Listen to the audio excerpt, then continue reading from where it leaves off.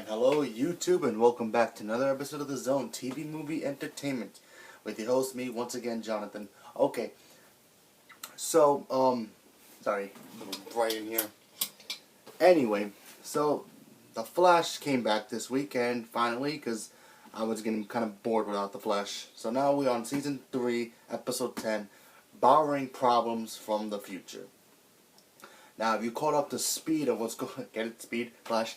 If you caught up to speed with the Flash, you should know that Barry, in the last episode before the break, he got rid of Savitar's little box that lets him come and go whenever he please. He threw it to the Speed Force, and he accidentally ended up in the future. So when he went to the future, he saw a whole bunch of different things. A news clipping of some kind of bad guy that he's going to end up fighting eventually.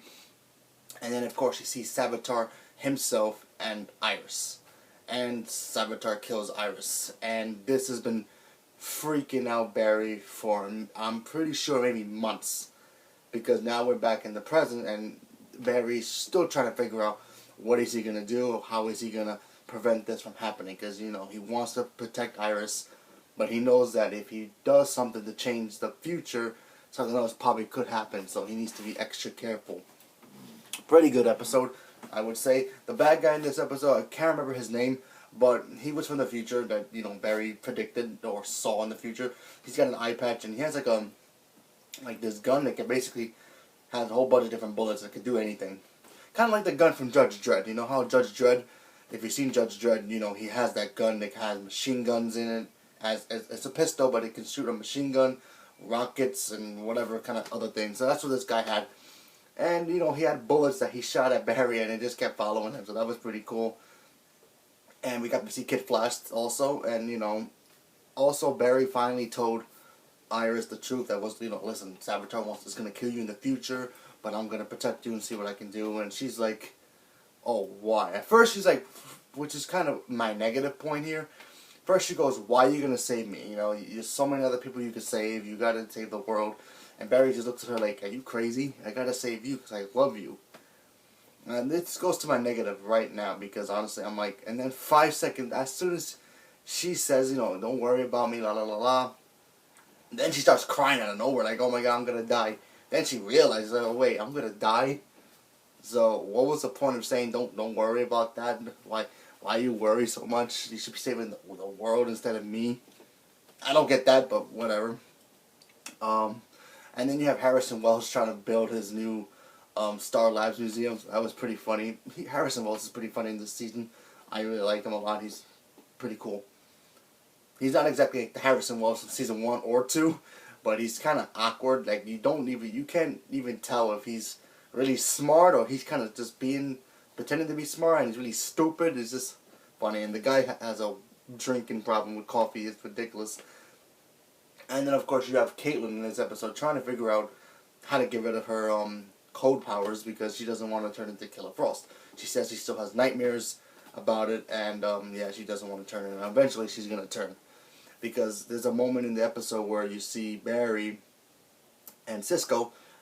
Cisco vibes into the future, and he sees an article, like, really up close. Same article that he saw the first time. But he looked at it really more closely, and you got a couple Easter eggs in here. First one, obviously, he captures the human with the eye patch and the gun. He captures him. And then he sees a newspaper article about how Killer Frost is still at large, so Killer Frost is already there. And then, of course, you do see how Star Labs Museum gets closed down, how something happened to Joe, and Gorilla Grodd attacks, and also Music Meister. Also is at large. If you don't know who Music Meister is, he's like kind of a goofball villain from the Batman universe who kind of like uses musical puns and stuff like that. I think he's supposed to be part of the crossover between Flash and Supergirl, so I think Supergirl's going to come into his universe to help him out, or vice versa. I'm not too sure yet, but so far so good. I can't wait to see that Gorilla Grodd episode because that's going to be fun.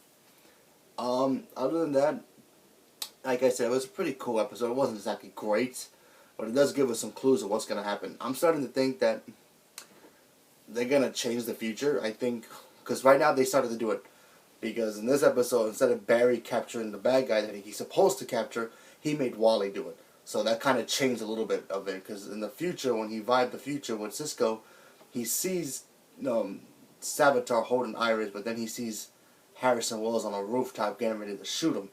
So right there started to change a little bit. I'm starting to think that he's going to eventually change it completely, and I don't think Iris is going to die. I think Joe's eventually going to die. That's just my main guess, because you can't kill Wally, because Wally's going to end up being the Flash anyway, and then obviously Barry's not going to die. He'd probably disappear at the end of this episode, and then it'll be like the Flash disappears, so it vanishes. That'll probably be the ending to set up season 4, but that's just my guess. But let's see what happens. So leave a comment below, let me know what you guys thought about the episode. Like I said, I liked it, it was okay. I'm looking forward to seeing more episodes, because it's going to get more intense, and probably going to see more of Savitar, because we didn't get enough of him in this episode. Oh, by the way, I forgot, Julian is now part of the Arrow team, and he's helping Caitlin to control her powers. He gave her like a necklace that, you know, is like kind of like the bracelets that she had, where she doesn't have to worry about, you know, losing control, losing power. So she's going to be wearing a necklace now from now on to, I guess, prevent her from being Killer Frost. So let's see what happens there. But, yeah, like I said, cool episode. I'm looking forward to seeing more, and thank you, and have a good day.